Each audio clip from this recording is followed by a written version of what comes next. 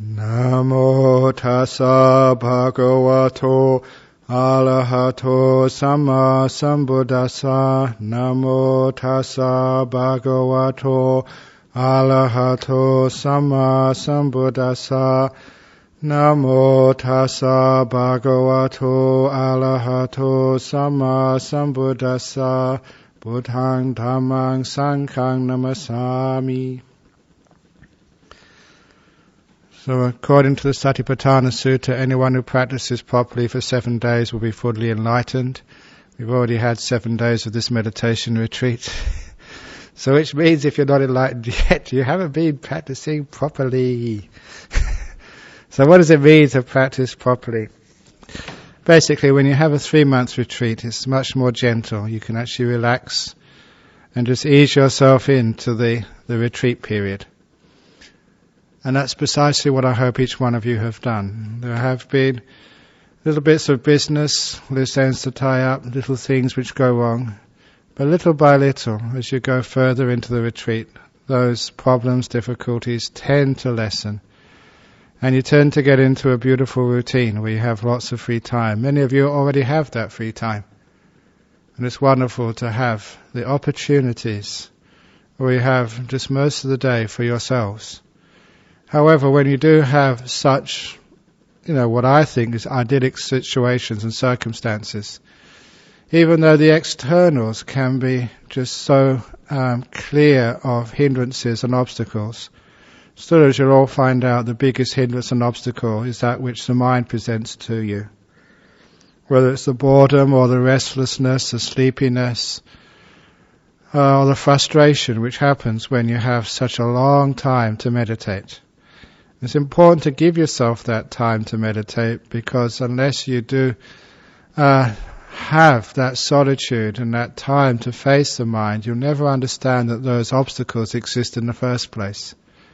Know that sometimes it could be quite romantic to go off and be a hermit, be by yourself and have all the free time in the world. And this is about as close as you can get in our world. In this monastery where you have so much support, where the huts are just well positioned, well built, comfortable, and everything is just so well supplied in this monastery. So externally, you can't have it much better anywhere in the world as far as places I've gone to. And even all of the teachings, if you don't like this teaching, there's so many tapes and CDs in the library there, that there's enough teachings there.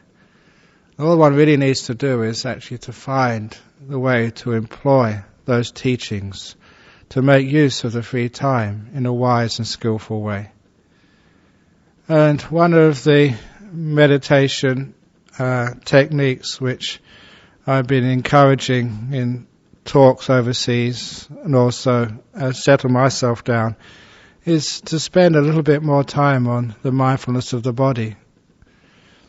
Because sometimes that, especially if I'm busy or if you just had a birthday and it's just so disturbing basically, having all these people around sort of telling you this and telling you that. So whenever you get disturbed, sometimes it's hard to settle down so quickly. And one of the ways I've been using to settle down, encouraging each one of you to do, is the mindfulness of the body technique, where instead of just going straight to present moment awareness or silence or straight to the breath or straight to meditation, whatever other types of meditation you do, is to sit down and just become aware of the sensations and feelings in your body. Sometimes you don't know whether to call that body meditation or Vedanusati, of the feelings, because it's the physical feelings in the body, of the fifth sense of touch. But it's through those physical feelings you get to know what your body is like and where it is and what's happening in your body. And I find it very, very useful because perhaps that I haven't emphasized that, but I do it quite regularly, always have done it quite regularly, especially in times of tiredness or sickness. Because by focusing on those physical feelings, it's a time of giving ease, it's a way of giving ease to those physical feelings of those tiredness. Or, sometimes going without sleep because you've been travelling. To focus on the feelings and just sort of settle them down. Because it's not that hard to settle feelings down just by focusing on them. And what I've been calling in the talks in the last 6 months, using caring attention. caring attention is not just being mindful, but having a bit of gentleness and compassion as you look on those feelings. That's obviously metaphorical. You're not looking with your eyes, you're just being mindful with your mind. But not just knowing these things, but just being kind and gentle to them.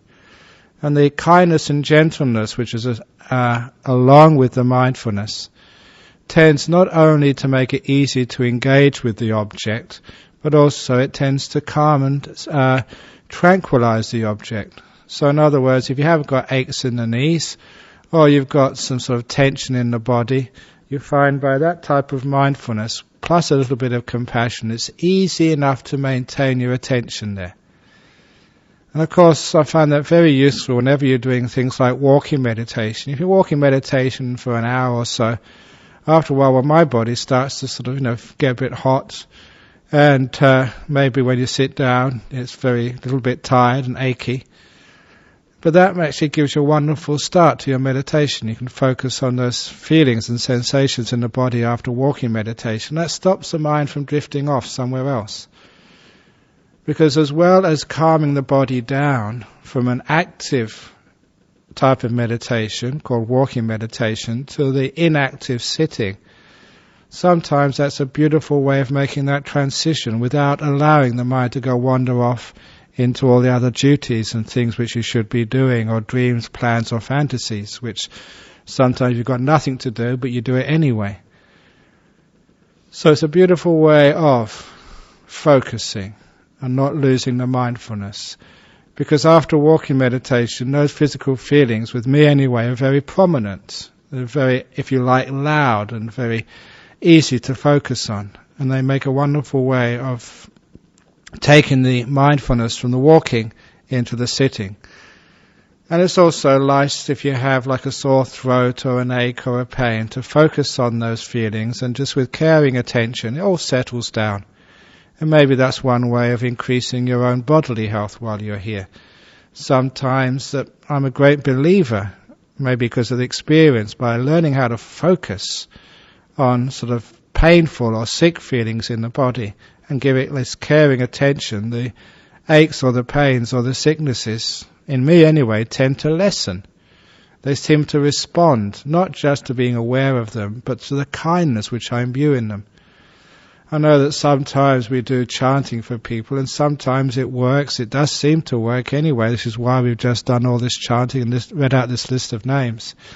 And of course, it only really happens, it only really sort of works if when you're doing that chanting you focus on some of those names and you spread loving kindness or metta towards them. And if that actually works when you chant on other people, imagine what that type of metta can do to yourself. Now you're far closer to yourself, obviously. So by just spreading this caring attention to parts of your body, that has a huge effect on you, physically.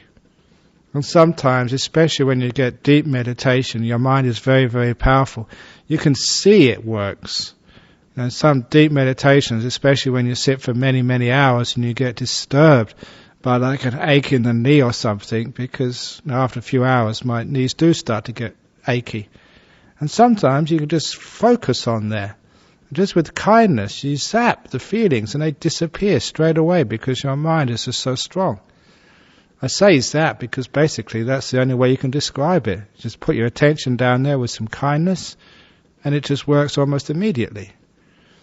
And that's sort of with intense meditation, but even with a not so deep meditation, still the mind has enough power, or rather the mindfulness together with kindness. This is why I call it caring attention, not just mindfulness, but add that metta, that compassion with it. That seems to work really well. So during this retreat period, if any of you have sicknesses or aches or pains, which many of you have, we're all a year older than last retreat, and some people feel that maybe 2 or 3 years older. Sometimes that's not true, but that's how it feels. And if you are getting old and getting sick and getting close to your death, at least that's sometimes what it feels like, it's sometimes quite useful to have this little technique so you know how to deal the aches and pains in a way which not only tranquilizes them superficially, but actually tends to do some healing. And by doing that, you're not only creating a healthier body, but you're also learning how to develop more of this mindfulness together with caring.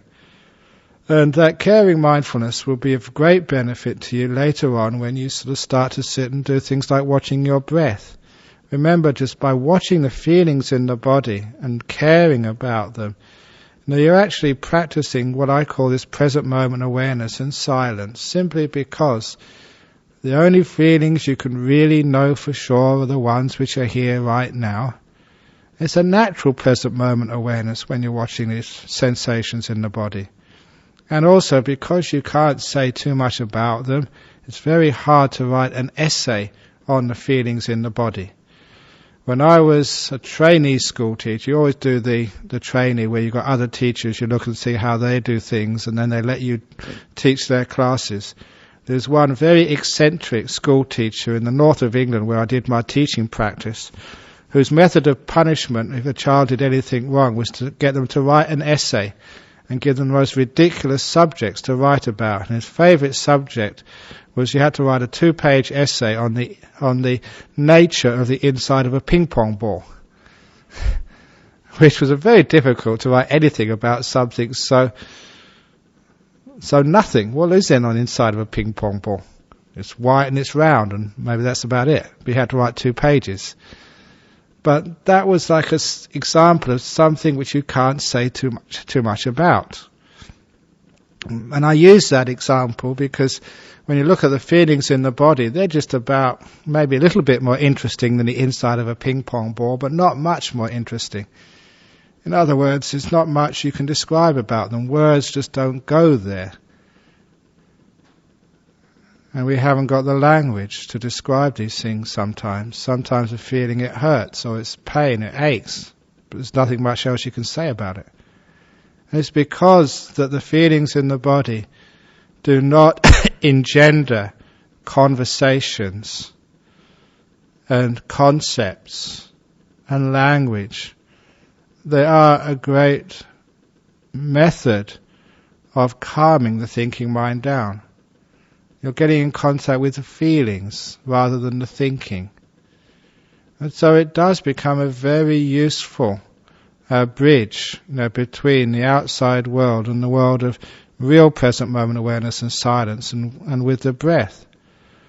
So by sitting down and staying with your feelings for a few minutes, when you start your meditation, I found that very, very useful and a very good instruction to other people to get in contact with their bodies and to get in contact with the present moment and to get a little bit of silence in the mind, so not thinking or fantasizing or dreaming. And of course, I don't really do that very much, but some traditions, they do a huge amount of meditation on the body, sweeping it up and sweeping it down. And I found that also very useful to teach people who are very restless. That was one of the meditations I introduced at the retreat in Khao Lak, north of Phuket, 3 or 4 weeks ago. And they loved that because these were executives from Singapore, busy people, and they came there and they were so restless that giving them something to do like that really calmed their restless mind down. Go from the toes all the way up to the head slowly, meant just noticing the feelings as they went, gave them something to do. It was an active type of meditation, but it was focused and it was in the moment and there's not much thinking could go on. So by the end of the sweeping, they were actually quite calm, surprisingly so. And of course, those who knew how to do the further meditations carried on from there. And I was so pleased that some people got some nice meditation for the first time.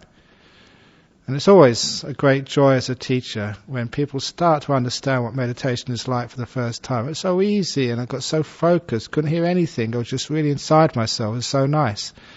And some of the people who get these are just some of the ones you least expect, but think, wow, wonderful, great. So it all started because they started to do some more body meditation. And seeing the results of that, I wanted to encourage it here as well. So to use that as another technique, don't just go and sit down there and just, do nothing and fall asleep. Or just go and sit there and say present moment awareness and then start thinking about all sorts of stuff.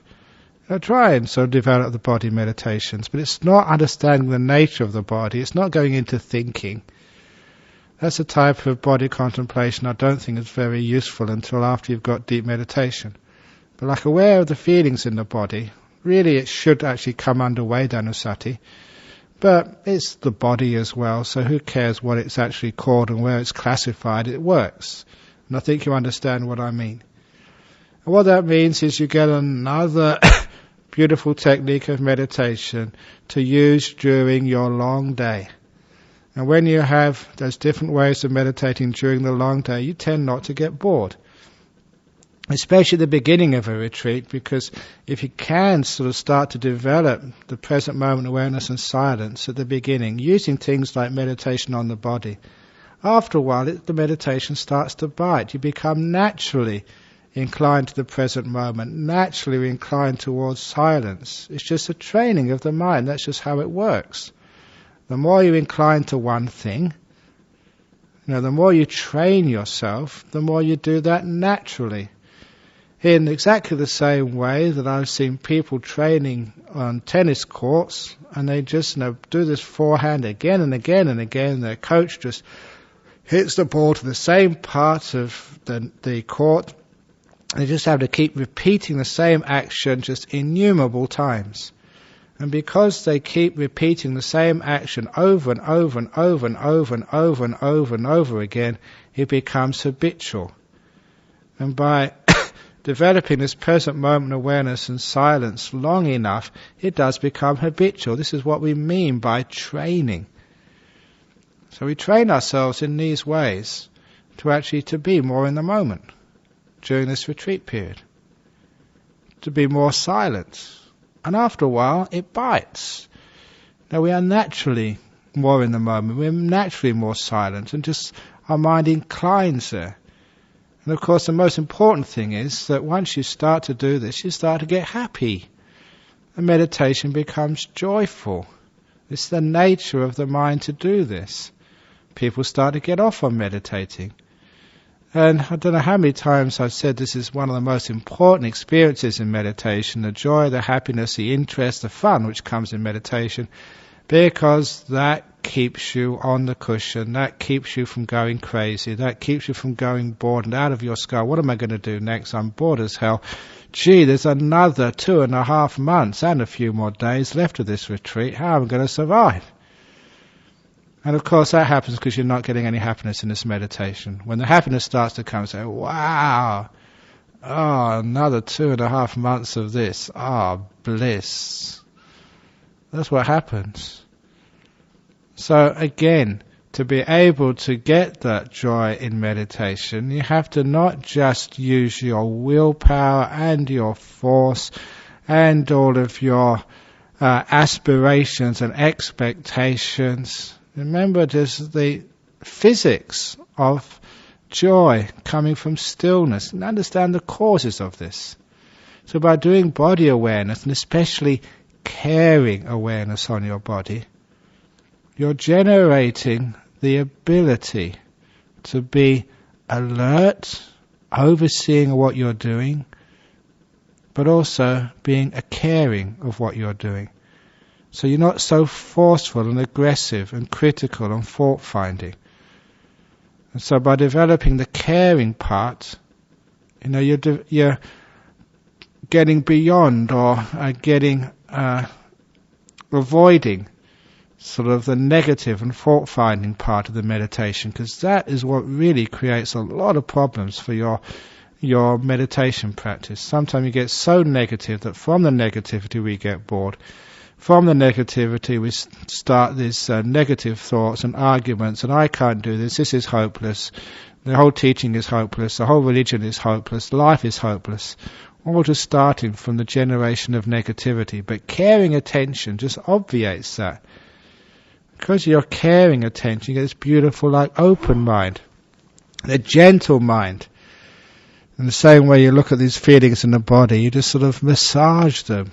In the same way that when you have any problems, even emotional problems or mental problems with a meditation, you can massage those problems rather than getting into them and making a huge, big negative problem out of these things, out of these states of mind. So the caring is important, but the attention is also important because it's a supervisor. You see what you're doing, you see what you're up to, you understand the way the mind is moving. Because so often without that awareness and that mindfulness, you just don't know what the mind is doing. You can meditate for half an hour. Well, you've been doing for half an hour. You haven't really been watching. You've just been wandering this way, wandering that way, dreaming, fantasizing, falling asleep. Complete waste of time. And be careful, just because you sit for 2 hours or 3 hours, if that's unmindful meditation, in other words, you don't know what's going on, the mind's drifting all over the place, it's not very useful. It's much better to have half an hour of very on-the-ball meditation where you really are paying attention. You know what you're doing. Even if you're doing it wrong, at least you know you're doing it, than being dull and sleepy. So by developing the awareness at the beginning with the feelings in the body, that part of meditation, that particular skill and strength of mind is being encouraged. So by the time you let go of the feelings in the body, the mindfulness is being encouraged and generated. It's sharp. So when you're watching, say, the present moment, or watching the silence, or you decide to watch the breath straight away, the mindfulness is there for you. So it can watch the breath, and if it starts to move away from the breath, you know it's starting to move away, so you can bring it back again. This is what the mindfulness, which we call the gatekeeper. That gatekeeper is something which is there, is watching for the enemies, allows what is supposed to come in to the building. That old simile I gave, the gatekeeper to the house is being told exactly who's allowed to go in and who the enemies are. But obviously if that gatekeeper is half asleep, then all the instructions in the world of who the gatekeeper should allow into the building, who they should keep out, who are the friends, who are the enemies. If he's half asleep, then all the instructions in the world won't work. You've got to be an alert gatekeeper. But also, if you're an alert gatekeeper, but you haven't got the instructions, again, then it's not going to work. You're fully aware, you see the robbers going in, you see the robbers going out. Obviously, that's not a good gatekeeper. The gatekeeper has to be fully aware and alert, and also know the instructions. And this is what we develop by a bit of mindfulness on the body. The mindfulness gets very strong and aware. So it sees what's happening. It's like this being just overlooking what you're up to. And that's your mindfulness. And you can see which way you're going. And if you find that the care is not there, or you're just drifting off, it can take remedial action. All you're having here is just the power, we call the indriya, of sati, of mindfulness. And it's important to build that up. Sometimes that one is tired and one does fall asleep, so one hasn't slept very much, or you've eaten too much, or you've been very busy, or sometimes your body goes through its things. And that's not just women, men as well. You just go through your high energy stages and your low energy stages. It can be sicknesses, infections, who knows. But you know that sometimes you're just tired, and that's it. And if it's not the time to sleep, at least you just sit there and make peace with your tiredness. Okay, you're not all that mindful, but please don't fight it when you know it's it's just physical. And if it really is just physical, you just sit there and you're not fighting, because you're not wasting your energy in negativity. You're opening the door of your heart. You're being kind to your tiredness. The tiredness usually doesn't last that long. But some of the tiredness is just laziness. And I think that many of you have been here long enough, and you know your practice well enough to know the difference when you're lazy and when you really are genuinely tired. And if it's really laziness, it just means you're not really developing the mindfulness. You're just allowing, out of probably negativity, just to go off into this escape, what you think is an escape from real life, the dullness of the mind.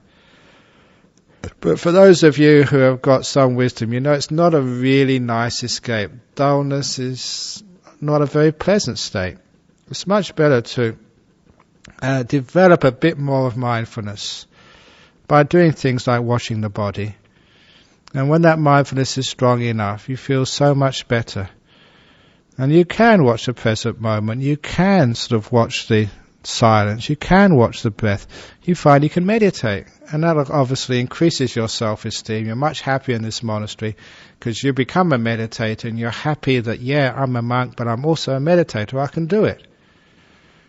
And that's so important, especially for the people who start off here, the young monks, to know that, yeah, you can meditate. And you can do it. Because once you realize you can, that gives you the courage, the encouragement, the motivation to take it deeper. Really, this meditation, the worst part of it, the difficult part, is just the first part of it, getting to things like full awareness of the breath or the beautiful breath. That's the tough part of meditation. And once you get to that stage, full awareness of the breath or the beautiful breath, then you're off. You don't have to have a teacher to sort of keep teaching you. Well, sometimes you do, just to give you the precise instructions of what to do and how to take it deeper, because you're interested in now. You want to meditate. You're fascinated by the way that meditation works. And it becomes like a hobby which you just can't spend enough time with, because you're getting fun out of it and it's interesting. But the first part of the meditation, that's the hard part, because that's dull, it's uninteresting. Sometimes there's a bit of hard work and sometimes you get frustrated. That's the difficult part. Once you get to this pivot point of meditation, beautiful breath or just full awareness of the breath even, then you're away. So that you make that your goal at the beginning of the meditation, to develop to that stage, and all the rest is like downhill. And have confidence that you can do it. And all these teachings are there to help you. But the teaching of mindfulness is very important to begin with. You develop that mindfulness, this overseer. And it's not just when you're meditating or when you're walking. Sometimes you can develop that overseer throughout your day. When you're even eating your food, is someone actually watching you eat. And that's your mindfulness. So you're not thinking or you're not talking, especially those of you who take your food back to your huts. Be careful to eat mindfully. We always say like 1 spoon at a time. Or if you eat with your hands, just 1 handful at a time. So you don't sort of have one morsel in your mouth and another one on your spoon and another one heaped up, thinking what you're going to have as your 4th mouthful. Just 1 at a time. So keep a bit of mindfulness there. Or even you go into the toilet, don't take a book on the toilet with you. Just watch what it's like to excrete or whatever. And when you actually do things like that, you find that the mindfulness is established in the ordinary things of the day, which makes it much easier when you sit down on a cushion, on a stool or in a chair, to have that mindfulness when these things like the body and eventually the breath. So you're building up sort of the techniques which allow meditation to happen. And little by little, as you build up those, I call it the muscles of the mind, like kindness and like mindfulness and awareness, you find that meditation becomes far more easy. And when it comes more easy, you find you can actually sit there, you can calm the mind down. And a calm mind is such a beautiful, wonderful thing to have. Because the opposite, when the mind is just full of thoughts and it's wandering around, sooner or later we'll get into negativity. It's very hard to have a thinking mind which is always positive. The thinking mind always tends to degenerate into negativity and fault-finding. Just like some of the conversations we used to have on the tea time, what happens? We start talking about high things and sooner or later, a group of blokes together, we always end up talking about stupid negative things. It's just like the degeneration of speech, and the same thing happens with the degeneration of thinking. It always seems actually to go into more fault-finding and negativity. So be careful of that. So the quieter you can become, the more one can have happiness in this monastery. So the whole goal or the inclination should always be like calming things down, calming it down with mindfulness and compassion and settling things, which is really what compassion is supposed to do. Kindness and compassion is trying to sort of smooth over the problems, to soothe the hurt, to ease the disturbance out of kindness. And that degree of kindness is implicit in kindness, that it carries the role of samatha, of calming and pacifying things. It's the anger which tends to have the role of inciting and exciting and agitating people. And so you can understand that when you have the compassion, kindness along with the mindfulness, it does calm things down. It calms your body down, which is why that caring attention on your body tranquilizes the body, so the aches and pains and sometimes the restlessness which is in the muscles and bones of your body tend to disappear. But also, when you turn it onto your mind, this caring attention tends to soothe and calm the mind. All the difficulties and problems and the angst which you may have in your mind, with caring attention, saying, never mind, it'll be all right, don't have to worry about these things, you'll do it okay, it's only 2.5 months, it soon goes, whatever it is, you tend to sort of calm everything down.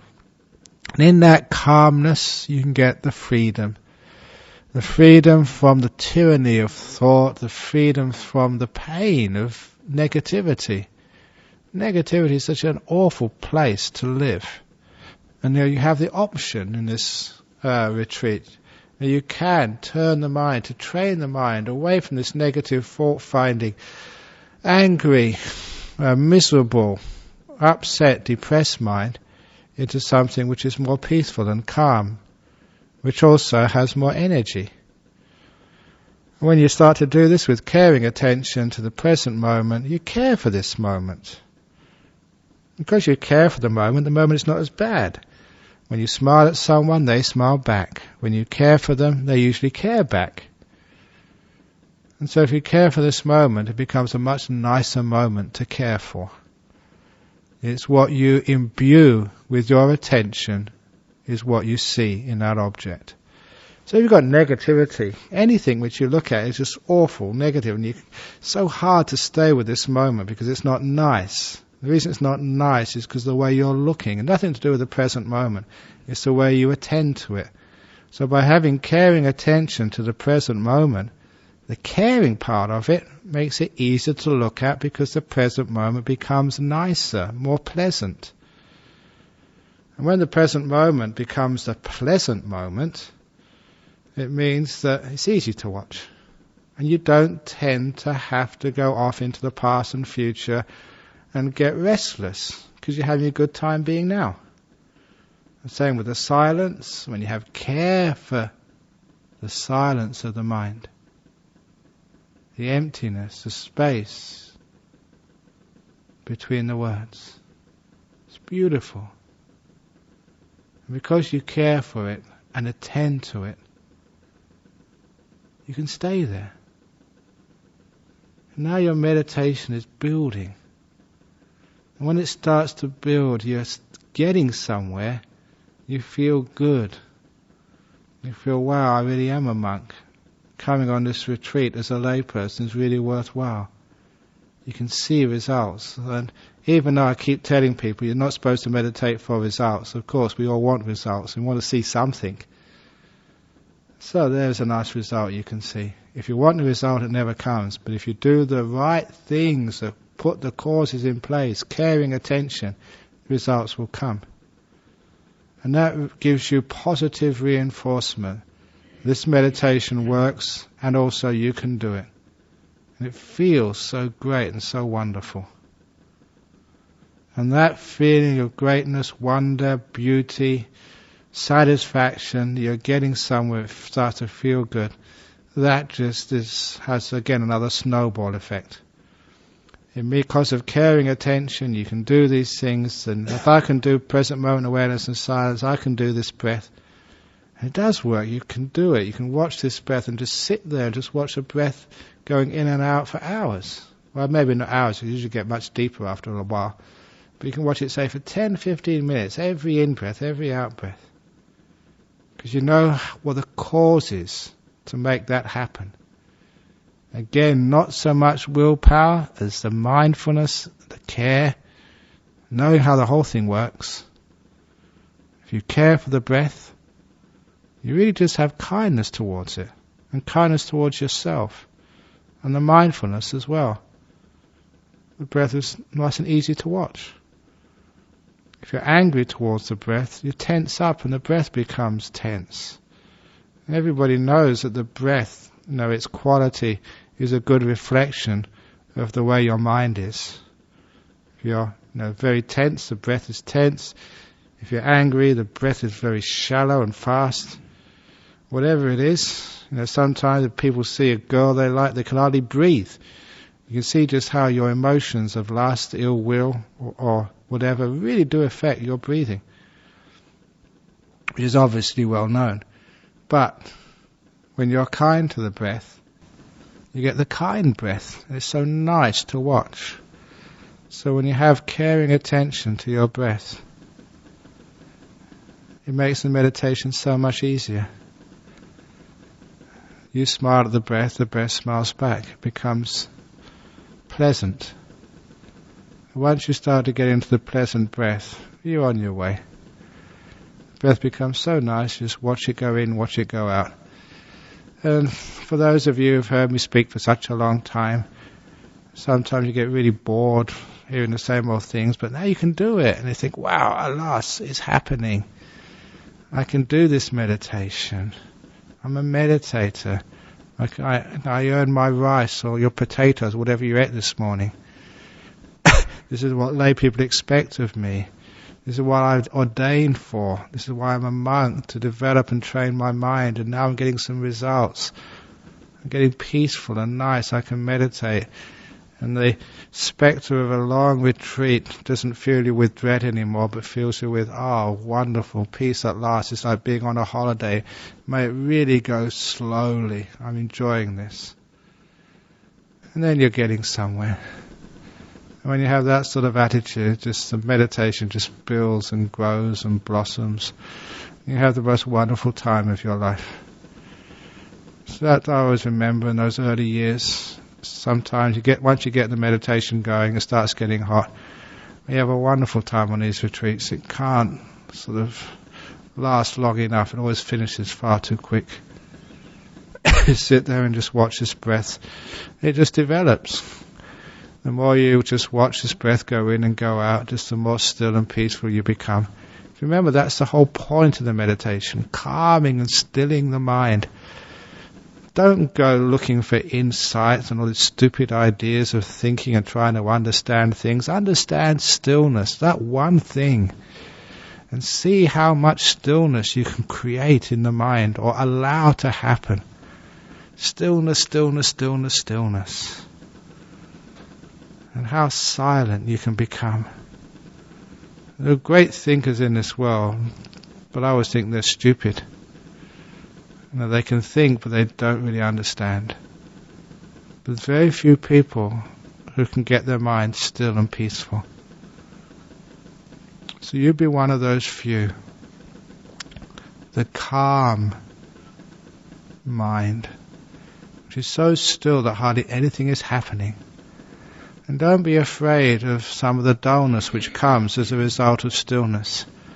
That dullness soon disappears. And the stillness becomes vibrant, powerful, and just so full of energy. And that still energy, that's the one to go for. You're absolutely unmoving, but just got more energy than a nuclear reactor. So that's what it's like in the deep meditations. And you just go there gradually. As the mind does less, has more energy. So it comes that time the mindfulness becomes incredibly powerful. And with the power it just becomes so bright. It is caring, naturally. Energy, brightness, happiness has a natural compassion alongside of it. And that's when you really find it so easy to go deep into the meditations. beautiful breath, having a wonderful time. Just so gentle, so kind, so accepting, so still. You don't need to think your way through. The pivot point means that once you're on that side of the mountain, it's all downhill. You don't need to climb, you don't need to put forth effort. Now, the more you let go, the better it happens. And this is when that ability just to really let go of the doer, the controller, the thinker, the maker is imperative. Stage of either full awareness of the breath or beautiful breath, try each and see what happens. And you get deeper and deeper in your meditations, have a great time. And also, you go back into those books, you look what the Buddha said, and you see you're doing it. Just as the Buddha described, so it is in your experience, in your mind. Then you become a real monk. A monk who doesn't just wear the outer robes, but a monk who really understands what the Buddha taught and how the Buddha lived. Not how he lived by keeping his rules and precepts, but how he lived by calming his mind, his mental faculties. Becomes so still and so peaceful and so beautiful. And that comes out in just your health, your attitudes, in your life. You become a happier, more effective human being. And all the energy, all the wisdom, all the compassion, all the understanding experiences you get in this retreat, eventually you'll be able to share whenever you become a teacher, or just by being who you are with your friends and companions in the holy life, or the lay people who support you. It's well worthwhile doing. You can be here for 3 months. So do it properly. All these teachings are here to help you. The facilities are here to facilitate it, to make it easy. And so when you are meditating, try a bit more of the body awareness. By being compassionately mindful, caring attention to your body as a stepping stone into just being caringly attentive to your mind, to your breath, and then into deep meditations. So that's the talk this evening on body awareness.